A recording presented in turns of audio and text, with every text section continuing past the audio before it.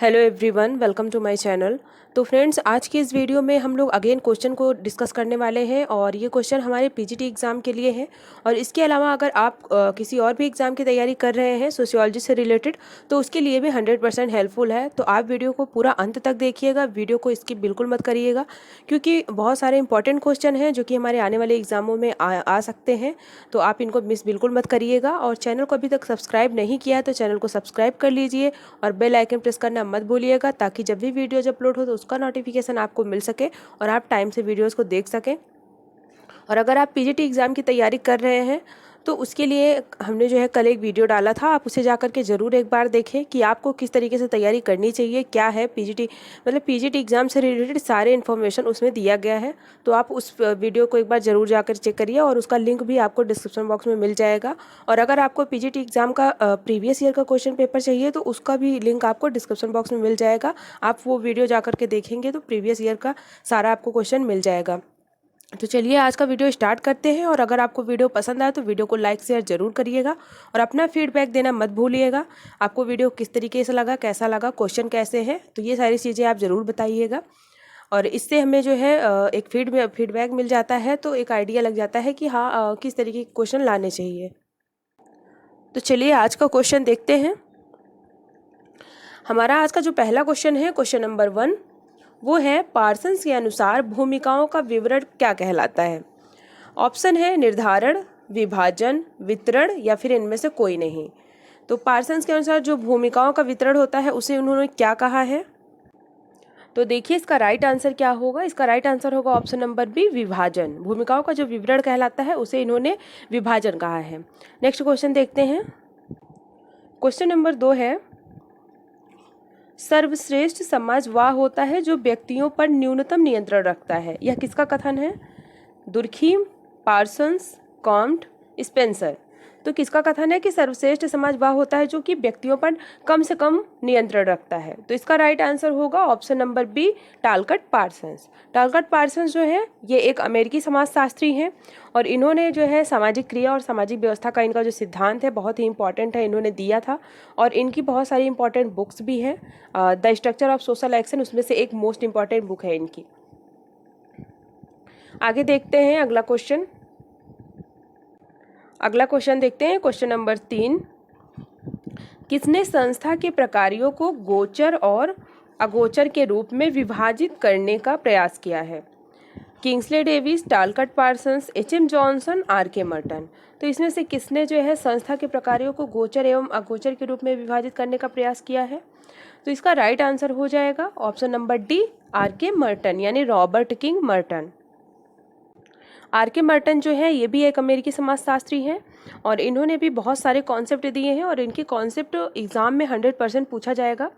और रही बात पीजीटी 2020 की, तो इसमें आर.के. मर्टन से 100% क्वेश्चन पूछने वाला है।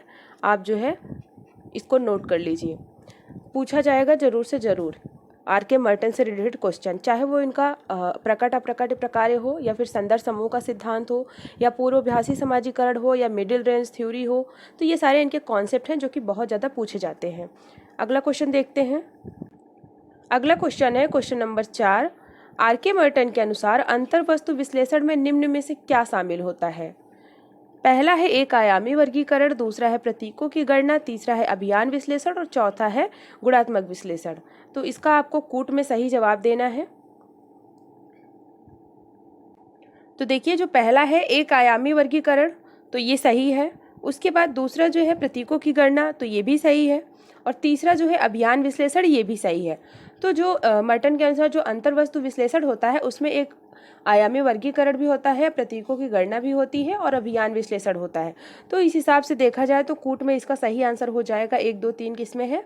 तो 1, 2, 3 यहाँ पे है, तो इसका राइट आंसर होगा ऑप्शन नंबर डी। अगला क्वेश्चन देखते हैं। क्वेश्चन नंबर 5 है ये। क्वेश्चन नंबर 5, क्वेश्चन नंबर 5 है, दफ्तरशाही व्यक्तित्व की संकल्पना किसने प्रस्तुत किया है। अगस्त कॉम्टे ने, मैक्स वेबर ने, आर.के. मर्टन ने या फिर कार्ल मार्क्स ने। दफ्तर स्याही यानी नौकरशाही की बात यहाँ पे हो रही है, तो नौकरशाही से कौन संबंधित है? तो इसका राइट आंसर होगा option number B, Max Weber. Max Weber कौन है? तो ये एक जर्मन समाजशास्त्री है और इन्होंने जो अपना सिद्धांत दिया है, मतलब ये प्रकारवादी भी माने जाते हैं और संघर्षवादी भी माने जाते हैं, मतलब दोनों को इन्होंने मिक्स करके अपना जो थ्योरी दिया है। और इनका सामाजिक क्रिया का सिद्धांत जो है वो बहुत ही इंपॉर्टेंट है और इनकी कुछ इंपॉर्टेंट बुक्स भी हैं, जैसे कि the Protestant ethic and the spirit of capitalism, जो कि हमेशा पूछी जाने वाली पुस्तकें हैं, the religion of India, economy and society, ये सारी इनकी इंपॉर्टेंट बुक हैं। अगला क्वेश्चन देखते हैं, क्वेश्चन नंबर 6। वेबर के अनुसार निम्न में से कौन सा आर्थिक असमानता और असमान सामाजिक प्रतिष्ठा के वितरण के लिए उत्तरदायी है? पहला है श्रेणी जाति, दूसरा है सत्ता सम्मान, तीसरा है जाति सत्ता और चौथा है वर्ग परिस्थिति। तो इसमें से किसके आधार पे बताया था मैक्स वेबर ने कि जो है मतलब आर्थिक असमानता और असमान सामाजिक प्रतिष्ठा जो है मतलब उसका विवरण होता है, यानी वो बटा होता है किसके आधार पर? तो देखिए इसका राइट आंसर होगा ऑप्शन नंबर बी, सत्ता और सम्मान। तो मैक्स वेबर का क्या कहना था कि व्यक्ति के पास जो सत्ता होती है और जो सम्मान होता है, जो परिस्थिति उसकी होती है, उसके आधार पे ही आर्थिक असमानता और असमान सामाजिक प्रतिष्ठा, यानी समाज में आपकी कैसी प्रतिष्ठा होगी वो इसका निर्धारण कौन करता है? तो आपकी सत्ता क्या है समाज में और आपका कितना सम्मान है वो निर्धारण करता है। और आपकी आर्थिक असमानता जो होता है, यानी आप किस कैटेगरी में हैं, वो भी उसका भी निर्धारण कौन करता है? तो आपका सत्ता और आपका सम्मान ही करता है। आगे देखते हैं क्वेश्चन नंबर 7। निम्नलिखित में से किसने अपने सिद्धांत में अवशेष यानी रेसिड्यूज तथा व्युत्पत्ति यानी डेरिवेटिव्स की अवधारणा प्रतिपादित की है? C.H. Mead, G Mosca, C.W. Mills, V Pareto.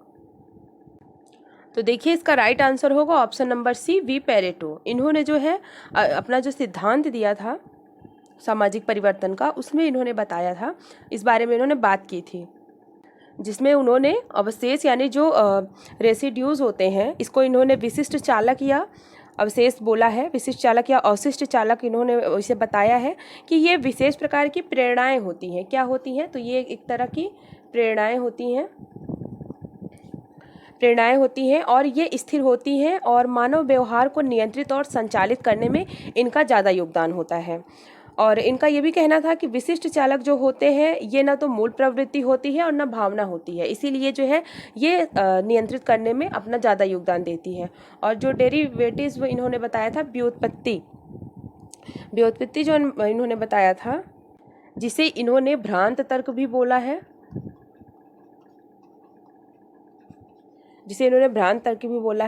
इनका मानना है, इनका कहना है कि जो भ्रांत तर्क होते हैं वो अवशिष्ट चालकों से कहीं अधिक अस्थिर होते हैं और ये परिवर्तनशील भी होते हैं और परस्पर विरोधी भी होते हैं। तो ये दोनों में इन्होंने डिफरेंस बताया था और ये भी कहा था कि भ्रांत तर्कों को उनकी मतलब सत्यता या असत्यता के आधार पर स्वीकार या अस्वीकार नहीं किया जा सकता है, बल्कि उन्हें जो है स्वीकार या अस्वीकार इसलिए किया जाता है क्योंकि वे हमारे संवेग और भावनाओं को उचित या अनुचित लगते हैं। यानी जो इन्हें हम गलत सही कैसे मानते हैं? अपनी भावनाओं के आधार पर मानते हैं, जबकि जो अवशेष यानी जो रेसिड्यूज होते हैं वो स्थिर होते हैं, तो उनको जो है वो अपना ज़्यादा योगदान देती हैं समाज को नियंत्रित करने में, जबकि ये क्या होती हैं? अस्थिर होती हैं, ये हमारी भावनाओं से बंधे होते हैं। तो ये इन्होंने बताया था। अगला क्वेश्चन देखते हैं, क्वेश्चन नंबर 8। निम्न में से सही उत्तर अंकित कीजिए। पेरेटो के अनुसार जो व्यक्ति राजनीतिक सत्ता का एकाधिकार करते हैं वे क्या कहलाते हैं? यानी जिनके पास राजनीतिक सत्ता होती है उन्होंने जो है क्या कहा है पेरेटो ने? तो पहला है पावर एलिट, दूसरा है गवर्निंग एलिट, तीसरा है रूलिंग क्लास और चौथा है वीटो ग्रुप। तो देखिए इसका राइट आंसर हो जाएगा option number A, power elite. इसके अलावा इन्होंने मतलब ये पावर एलिट की बात इन्होंने की ही थी कि जिनके पास राजनीतिक सत्ता होती है वो जो है पावर एलिट होते हैं, यानी अभिजात वर्ग होते हैं, शक्तिशाली वर्ग होते हैं। इनका ये सिद्धांत भी है, इनका कॉन्सेप्ट है, जिसमें इन्होंने पावर एलिट का अपना कॉन्सेप्ट दिया है। इसके अलावा गवर्निंग एलिट और नॉन गवर्निंग एलिट की भी बात करते हैं, रूलिंग एलिट और नॉन रूलिंग एलिट की भी बात करते हैं। तो ये सारे कीवर्ड्स पेरेटो से संबंधित हैं। नेक्स्ट क्वेश्चन देखते हैं। अगला क्वेश्चन देखिए, क्वेश्चन नंबर कौन सा है? एक सेकेंड, क्वेश्चन नंबर 9 है। क्वेश्चन नंबर 9 है, सरल अर्थ में चिंतन, अर्थगर्भित भावभंगिमा के द्वारा एक व्यक्ति का स्वयं के साथ आंतरिकृत अथवा अंतर्निहित वार्तालाप क्या कहलाता है? पहला है मतलब ये कथन जो है ये किसने कहा है? तो पहला है अल्थ्यूजर, दूसरे हैं ब्लूमर, तीसरे हैं ब्लाउ और चौथे हैं जीएच मीट। तो किसका यह मानना है कि सरल अर्थ में जो चिंतन होता है अर्थगर्भित भाव भंगिमा के द्वारा एक व्यक्ति का स्वयं के साथ, यानी वो खुद से बातें कर रहा है, खुद ही के साथ आंतरिक अथवा अंतर्निहित वार्तालाप क्या कहलाता है? तो ये मानना था, ये कहना था किसका? जीएच मीट का, क्योंकि इन्होंने जो कॉन्सेप्ट अपना दिया था प्रतीकात्मक अंतःक्रियावाद से, वो किस पे डिपेंड था? वो सेल्फ, यानी इन्होंने स्व की बात की थी। जो स्व होता है वो क्या करता है? वो स्वयं का आंतरिकृत करता है, मतलब बाहर की जो चीज़ें होती हैं उनको जब वो मतलब सुनता है, समझता है, कनेक्ट करता है, तो वो उसको आंतरिकृत करता है, यानी वो कभी कभी स्वयं से भी क्वेश्चन करता है और अपना जो है वार्तालाप करता है। तो इसका राइट आंसर होगा G H Mead, George Herbert Mead. और ये एक प्रतीकात्मक अंतःक्रियावादी हैं। इन्होंने आई मी का सिद्धांत जो दिया था, जो कि बहुत बार पूछा जाता है, और माइंड, सेल्फ एंड सोसाइटी जो कि इनकी पुस्तक भी है, ये भी पूछे जाते हैं। तो आप लोग इनको ज़रूर एक बार देखिएगा। अगला क्वेश्चन देखते हैं, क्वेश्चन नंबर 10। अगला क्वेश्चन है क्वेश्चन नंबर 10। किसने इस बात पर जोर दिया है कि निर्वचनात्मक प्रक्रिया और वह संदर्भ जिसमें इसे किया जाता है व्यक्ति द्वारा अर्थ एवं स्वयं रचना के अनिवार्य तत्व हैं? G H Mead, V Pareto, Max Weber, H Blumer. तो इसका राइट आंसर होगा option number D, H Blumer. H Blumer जो है यानी हर्बर्ट ब्लूमर जो है, ये कौन थे? तो ये जीएच मीट के शिष्य थे। इन्होंने जो अपना प्रतीकात्मक अंतःक्रिया का सिद्धांत दिया था, वो उसमें मेन इनका क्या था? इन्होंने निर्वचनात्मक समझ की बात की थी। इसमें इन्होंने निर्वचन और स्वसंकेत की बात की थी, इंटरप्रिटेशन और सेल्फ इंडिकेशन की बात इन्होंने की थी। इसके अलावा इन्होंने मेथोडोलॉजी की भी बात की थी हर्बर्ट ब्लूमर ने। अगला क्वेश्चन देखते हैं, क्वेश्चन नंबर 11।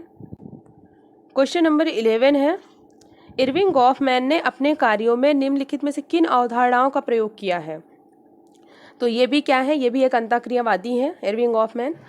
तो देखिए, पहला है अकेंद्रित अन्योन्य क्रिया, दूसरा है केंद्रित अन्योन्य क्रिया, तीसरा है सामना करना, चौथा है अग्र क्षेत्र, पांचवा है पश्च क्षेत्र और छठा है प्रभाव प्रबंधन। तो इसमें से कौन किस किस कॉन्सेप्ट को इन्होंने दिया है, यही पूछा है क्वेश्चन में। अगर आपने इनको पढ़ा होगा तो आपको अच्छे से पता होगा।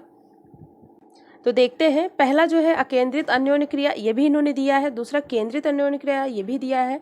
सामना करना, अग्र क्षेत्र, और इसके बाद पश्च क्षेत्र यानी फ्रंट और बैक स्टेज की भी बात करते हैं।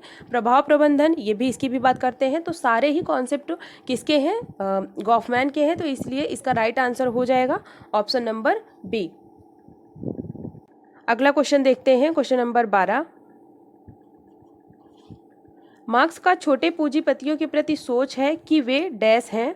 मतलब मार्क्स जो है छोटे पूंजीपतियों के बारे में क्या सोचते हैं, उन्हें क्या मानते हैं? तो पहला है एकीकृत वर्ग है, दूसरा अपने ही भीतर वर्ग, तीसरा संक्रामी वर्ग, चौथा अपने आप में वर्ग। तो देखिए, इसका राइट आंसर होगा ऑप्शन नंबर सी, संक्रामी वर्ग। जो छोटे पूंजीपति होते हैं उसको मार्क्स ने क्या कहा है? तो उनको इन्होंने संक्रामी वर्ग कहा है। इसके अलावा इन्होंने छोटे जो पूंजीपति हैं इनको और क्या कहा है? तो इसे इन्होंने पतित बुर्जुआ भी कहा है। पतित बुर्जुआ कहा है, यानी जिसे पेटी बुर्जुआ भी कहते हैं। तो मार्क्स ने इन्हें क्या कहा है कि जो ये छोटे पूंजीपति होते हैं ये ना तो किसी का ये श्रमिक ही होते हैं और ना ही अपने यहाँ ये श्रम मतलब नियोजित करते हैं। ये क्या होते हैं? ये एक स्वतंत्र उद्यमी होते हैं, जो मतलब एकदम इंडिपेंडेंट होते हैं और अपना खुद का कार्यभार करते हैं। तो ये जो होते हैं स्वतंत्र उद्यमी होते हैं। जैसे कि एग्जाम्पल इन्होंने दिया था, ठेले वाले हो गए, दुकानदार हो गए, जो अपना रेडी चलाते हैं। तो ये इन सारे लोगों को इन्होंने क्या कहा था? छोटे पूंजीपति कहा था, जो पेटी बुर्जुआ होते हैं। नेक्स्ट क्वेश्चन देखते हैं, क्वेश्चन नंबर 13। अगला क्वेश्चन है क्वेश्चन नंबर 13। मार्क्स के सिद्धांत में वर्ग चेतना का केंद्रीय तत्व क्या है? वर्ग और संस्कृति, वर्ग और विशेषीकरण, अपने आप में वर्ग, अपने आप के लिए वर्ग। तो कार्ल मार्क्स के अनुसार जो वर्ग चेतना होती है उसका केंद्रीय तत्व क्या होता है? तो देखिए, इसका राइट आंसर होगा ऑप्शन नंबर डी, अपने आप के लिए वर्ग। यानी जब जो श्रमिक होते हैं उनमें जब तक चेतना नहीं होती है, चेतना उनमें जब आ जाती है तो वो उनका क्या हो जाता है, उनका जो है अपने आप के लिए एक अलग वर्ग बन जाता है। यानी वो समझ चुके होते हैं कि हमारे साथ क्या अन्याय हो रहा है, हमारे साथ क्या गलत हो रहा है। वो मतलब अपने प्रति आवाज़ उठाने के लिए, संघर्ष करने के लिए, आंदोलन करने के लिए वो तैयार हो जाते हैं। तो जब वर्ग चेतना का केंद्रीय तत्व क्या होता है कि जब वो अपने आप के लिए वर्ग संगठित हो जाता है तो उनमें वर्ग चेतना आ जाती है। तो इसका राइट आंसर होगा ऑप्शन नंबर डी। अगला क्वेश्चन देखते हैं। अगला क्वेश्चन है क्वेश्चन नंबर 14। इस बात पर विचार करके कि संघर्ष और मैथक एक ही सिक्के के दो पहलू हैं, किसने यह अनुभव किया कि दोनों ही पहलुओं को संभालना कठिन है? पहला ऑप्शन है कार्ल मार्क्स, दूसरे हैं कोजर, तीसरे हैं जॉर्ज सीमेन और चौथे हैं डेहरेनडार्फ। तो इसका राइट आंसर होगा ऑप्शन नंबर सी, डेहरेनडार्फ। इन्होंने कहा था, संघर्ष से संबंधित इनका जो सिद्धांत है उसमें इन्होंने कहा था कि संघर्ष और मैथक की क्या है, एक ही सिक्के के दो पहलू हैं और इन दोनों ही पहलुओं को संभालना कठिन है। यानी समाज में संघर्ष को भी खत्म करना मुश्किल है और जो मैथक होता है, सामंजस्य होता है, उसे भी। यानी संघर्ष और ये दोनों क्या है, सार्वभौम है और ये दोनों मतलब इनको कोई रोक नहीं सकता है। और डेहरेनडार्फ का जो संघर्ष का सिद्धांत है वो इन्होंने थोड़ा कुछ मार्क्स का इन्होंने देखा, कार्ल मार्क्स का इन्होंने लिया और मैक्स वेबर, दोनों के सिद्धांतों में से इन्होंने तो कुछ चीज़ों को लेकर के अपना जो सिद्धांत दिया है। इन्होंने माना है कि समाज में जो संघर्ष होता है उसका मेन कारण क्या है, उसका मेन कारण है सत्ता, उसका मेन कारण सत्ता है। जबकि कार्ल मार्क्स ने क्या माना था, केवल अर्थव्यवस्था को माना था, आर्थिक को माना था। इन्होंने इसका मेन कारण सत्ता को माना है और शक्ति को। शक्ति का कॉन्सेप्ट इन्होंने मैक्स वेबर से लिया। तो इनका कहना है कि सत्ता और शक्ति के कारण ही समाज में असमानता होती है और इसी के कारण लोग जो है क्या करते हैं, संघर्ष करते हैं। अगला क्वेश्चन देखते हैं, क्वेश्चन नंबर 15। निम्नलिखित में से किसने इस पर बल दिया है कि संघर्ष समाज के संरक्षण में सकारात्मक भूमिका निभाता है? Max Weber, Coser, Karl Marx, Giddings. तो इसका भी राइट आंसर होगा option number B, Lewis Coser. इन्होंने अपना जो संघर्ष का सिद्धांत दिया है वो संघर्ष का प्रकार्यात्मक सिद्धांत कहा जाता है। हमने कल भी इनसे रिलेटेड क्वेश्चन सॉल्व किए थे और ये जितने भी थिंकर हैं संघर्ष से संबंधित, चाहे लेविस कोजर हो या फिर कॉलिंस हो, डेहरेनडार्फ हो, कार्ल मार्क्स हो, मैक्स वेबर हो, तो इन सभी जो क्वेश्चन आते हैं इसीलिए आप इन लोगों को कंपेरिजन करके पढ़िए और इनमें क्या डिफरेंस है, इनका मतलब इनके थ्योरीज में क्या थोड़े बहुत डिफरेंसेज है वो भी आपको पता होने चाहिए। तो इसका राइट आंसर होगा कोजर। और इन्होंने संघर्ष समाज के संरक्षण में बताया है कि समाज में संघर्ष होता है वो सकारात्मक भूमिका निभाता है। संघर्ष को इन्होंने अच्छा माना है और उसके प्रकार की बात की है। आगे देखते हैं क्वेश्चन नंबर 16। कोलिंस का संघर्ष सिद्धांत बहुत हद तक प्रभावित है मैक्स वेबर एवं इमाइल दुर्खीम से, घटना विज्ञान एवं निजाति पद्धति विज्ञान से, कार्ल मार्क्स एवं डेहरेनडार्फ से, प्रकारवाद एवं नव प्रकारवाद से। तो जो कोलिंस है इन्होंने जो संघर्ष सिद्धांत दिया है तो किससे प्रभावित होकर के इन्होंने दिया था? तो इसका राइट आंसर होगा ऑप्शन नंबर बी, घटना विज्ञान और निजाति पद्धति जो विज्ञान है इससे प्रभावित होकर के इन्होंने अपना संघर्ष का सिद्धांत दिया था। और इनका संघर्ष का सिद्धांत का मुख्य बिंदु क्या था, इन्होंने संघर्ष का कारण किसे माना था, शक्ति के जो स्रोत होते हैं या सत्ता के जो स्रोत होते हैं, तो इन्होंने स्रोत को महत्वपूर्ण कारण माना था संघर्ष होने के लिए। ये इम्पॉर्टेंट है। तो कुल मिलाकर के इनका क्या मानना था कि जो स्रोत होते हैं वही शक्ति का प्रमुख आधार होते हैं। शक्ति का प्रमुख आधार कौन होते हैं? स्रोत होते हैं। और जो संघर्ष का कारण होता है वो व्यक्ति और समूहों के जो स्रोत होते हैं वही मेन रीजन है। और कोलिंस के जो संघर्ष का सिद्धांत है इन्होंने 3 चीज़ें मुख्य रूप से बताई थी। इनके जो संघर्ष सिद्धांत के 3 मौलिक तत्व हैं वो कौन से हैं वो आपको याद रखना बहुत इंपॉर्टेंट है। तो इन्होंने पहला बताया था वेल्थ, यानी धन संपत्ति जो होता है उसकी बात इन्होंने की थी। दूसरा इन्होंने बताया था पावर, यानी शक्ति।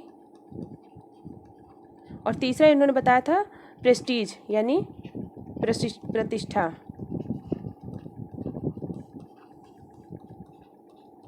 तो इस हिसाब से WPP ये किसने दिया था? ये दिया था कोलिंस ने। धन संपत्ति, शक्ति और प्रतिष्ठा, ये 3 तत्व इन्होंने बताए थे संघर्ष के मुख्य तत्व। अगला क्वेश्चन देखते हैं, क्वेश्चन नंबर 17।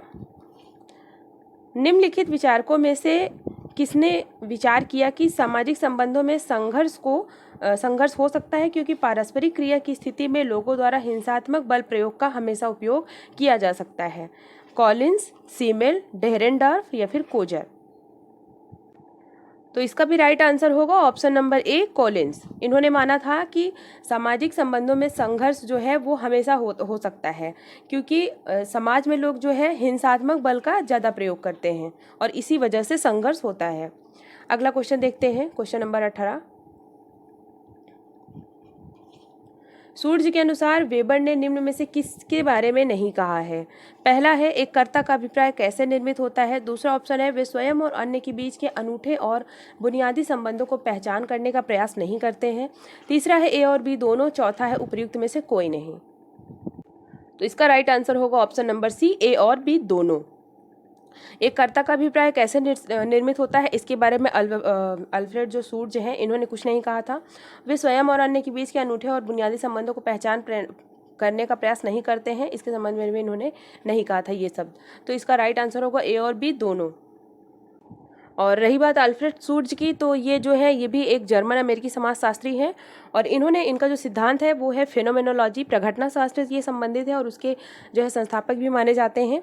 और इन्होंने घटना क्रिया विज्ञान में 3 तत्व भी बताए थे, जो कि था, देख लेते हैं हम, क्योंकि केवल क्वेश्चन टिक करने से कुछ नहीं होता है। क्वेश्चन में जैसे कोई थिंकर दिया है जो हम ऑप्शन सही कर रहे हैं उसके बारे में हमें आगे पीछे थोड़ी बहुत चीज़ें जाननी चाहिए। लाइफ वर्ड की बात इन्होंने की थी, जीवन जगत जिसे कहते हैं, और इसके अलावा इन्होंने इंटरसब्जेक्टिविटी की बात की थी।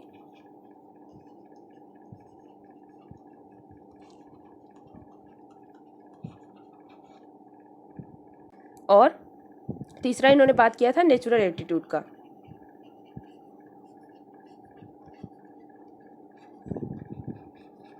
तो ये इनके कीवर्ड्स हैं, ये भी आप याद रखिएगा। इसके अलावा इन्होंने स्टॉक नॉलेज की भी बात की थी।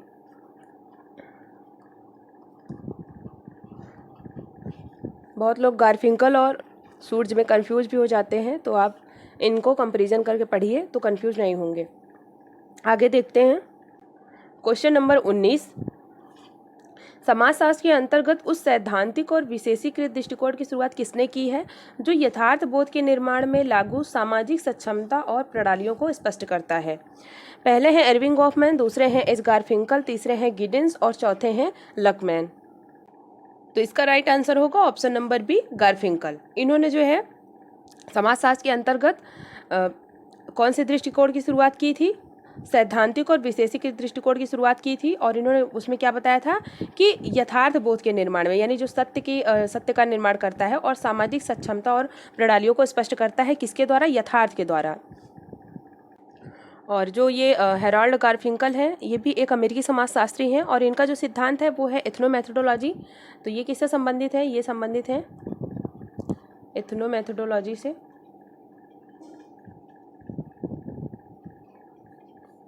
एथनोमेथोडोलॉजी से संबंधित है, जिसे हिंदी में हम नृजाति पद्धति शास्त्र कहते हैं।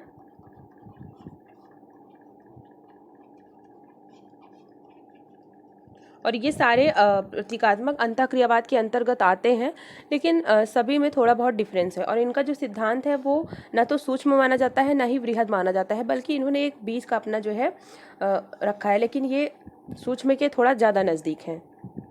और इनसे भी संबंधित कुछ कीवर्ड्स हैं जो कि पूछे जाते हैं, जैसे कि इंडेक्सिकलिटी की बात कौन करता है? तो ये भी कौन करता है? गारफिंकल करते हैं। इंडेक्सिकलिटी यानी जिसे हम निर्देशिका कहते हैं या संदर्भिका कहते हैं। निर्देशिका। इसके अलावा डॉक्यूमेंट्री मेथड, ये इसकी भी बात करते हैं, इसका प्रयोग करते हैं। डॉक्यूमेंट्री मेथड हो गया, प्रलेखी विधि जिसे बोलते हैं, ब्रीचिंग एक्सपेरिमेंट। तो ये सारी चीज़ें जो वर्ड है ये इनके जो है सिद्धांत से संबंधित है। अगला क्वेश्चन देखते हैं हम, क्वेश्चन नंबर 20।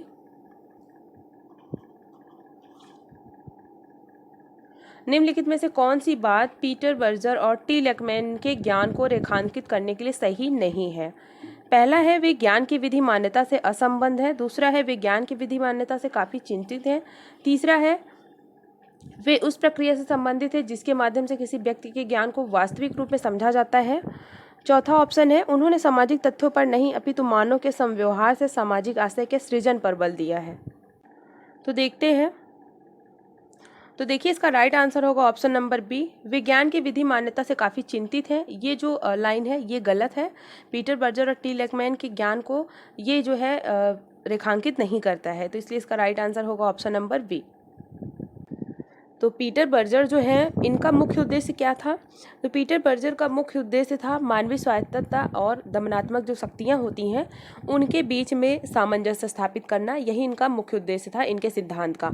और इन्होंने आधुनिकता से समानता में इनकी एक बुक थी, उसमें इन्होंने आधुनिकता की 5 विशेषताएं भी बताई थी, यानी ये आधुनिकता से संबंधित भी बातें करते हैं। इसके अलावा इन्होंने समाज को एक मानवतावादी विषय माना है और इन्होंने कहा है कि इसके प्रति लोगों को अधिक से अधिक जागरूक और प्रोत्साहित करना चाहिए। और इनके बहुत सारे कथन भी हैं जो कि पूछे जाते हैं कभी कभी, जैसे कि इनका एक कथन है कि इनका कहना है कि जो समाज होता है वो इतिहास में हमारे कारावास की दीवार की तरह है। तो ये इनका कथन है पीटर बर्जर का। तो इस तरीके से इनके कुछ कथन भी कभी कभी पूछ लिए जाते हैं, वैसे ज़्यादा नहीं पूछे जाते हैं लेकिन पूछे जाते हैं। तो ये आज के हमारे 20 क्वेश्चन थे। आई होप आपको अच्छा लगा होगा क्वेश्चन और आपको वीडियो अच्छा लगा होगा और मैंने जो एक्सप्लेन किया वो भी चीज़ें आपको समझ में आई होंगी। अपना फीडबैक ज़रूर दीजिए कमेंट बॉक्स में, आपको वीडियो कैसा लगा। और चैनल को अभी तक सब्सक्राइब नहीं किया है तो चैनल को प्लीज़ सब्सक्राइब कर लीजिए। और वीडियो पसंद आया तो वीडियो को लाइक शेयर ज़रूर करिएगा अपने फ्रेंड्स के साथ, जो भी लोग तैयारी कर रहे हैं सोशियोलॉजी से रिलेटेड किसी भी एग्ज़ाम की, उनके साथ आप शेयर कर सकते हैं। और अगर आप मेरा टेलीग्राम चैनल ज्वाइन करना चाहते हैं तो उसका भी लिंक आपको डिस्क्रिप्शन बॉक्स में मिल जाएगा, आप वहाँ से जाकर के ज्वाइन कर सकते हैं। तो प्लीज़ ऐसे ही अपना सपोर्ट बनाए रखिए। आज के लिए बस इतना ही, मिलते हैं नेक्स्ट वीडियो में। Thank you so much.